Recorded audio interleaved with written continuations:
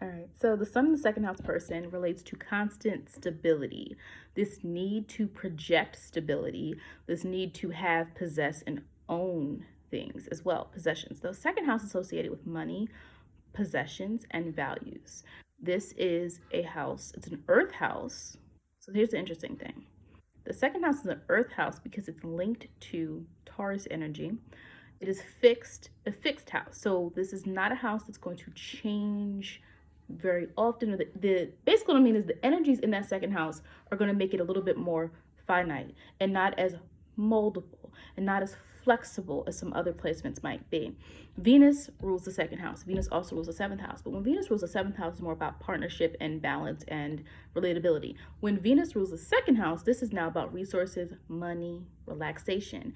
And so sometimes that's why you can see the sun and second house person. Now they can accumulate over time, but they're not going to be at a rush to accumulate. You see what I'm saying? Because they're going to take their time sometimes doing that, but they know the value of a dollar. And so there is an enhanced, an enhanced preoccupation with money and earning. And this might be a person at an early age who learns the value of money. This might be a person who works at an early age or accumulates something at an early age because they've worked for it. Now, the interesting thing is, again, as I said, Venus is a very lax planet. And so Taurus, second house energy doesn't move very fast. Okay, whatever you have in your second house, it doesn't move very fast. But what it does is it builds a foundation. And so people with the sun in the second house are really good at building a foundation for themselves. Whereas you could find somebody who's like perhaps like 25 who's like, I'm still trying to find myself. Whereas you might see someone else at 25, you're still, young, you're still at that time where you're, maybe you just left college, you're trying to figure some things out. But that 25-year-old person who that's in the second house might be a little bit more stable than the other 25-year-old person, right? And vice versa, no matter what your age is, whether it's 45, 55, whatever, 16, the sun in the second house person is typically going to have a different value system for how to get work done. They appreciate it. They understand that it's important. Now, this doesn't mean that there can't be other energies going on there, but it does mean that there's typically an enhanced, understanding that it's important. And also, these people don't budge very easily, especially if you find a person who has their sun and their Mercury in the second house. Now, unless they have a very open-minded sign that their Mercury is in or their sun is in, you're going to have someone who could be quite stubborn.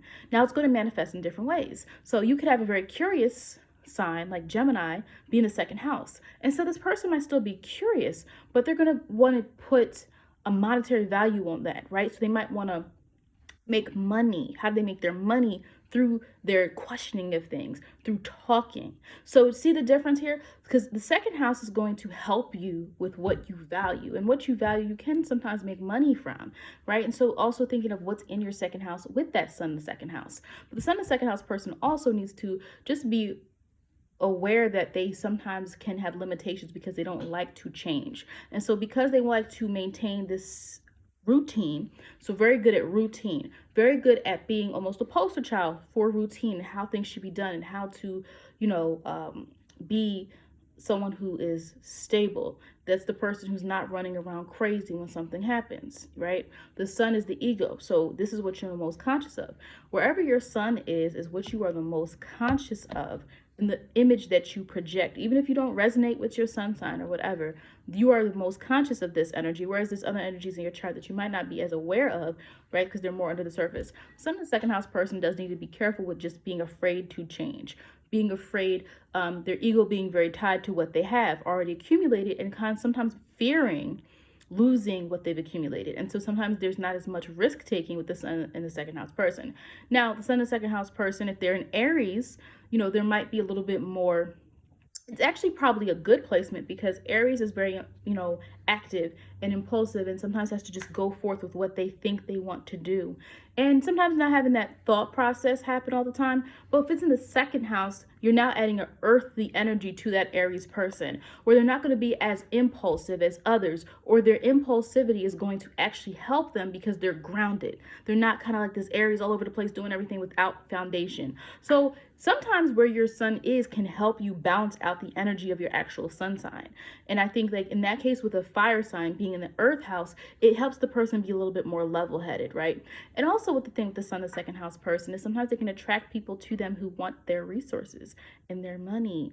So you sometimes have to be, watch out for that, because sometimes, because the second house person, sun second house person, can be kind of responsible, or they are people who look responsible. They are people who have something, who've accumulated property, who have money, who have worked hard. You can attract people who want that as well. But sometimes these people are not the same mindset as you. So sometimes you have to be careful not to let people kind of use you in that way, because sometimes people will be attracted to that stability and the fact that you're able to maintain, and not everyone can do that. I think the second thing about these people is that sometimes when you look at the sun and where it is, it creates a person who is very egotistical. So let's say not egotistical, yeah, egotistical sometimes.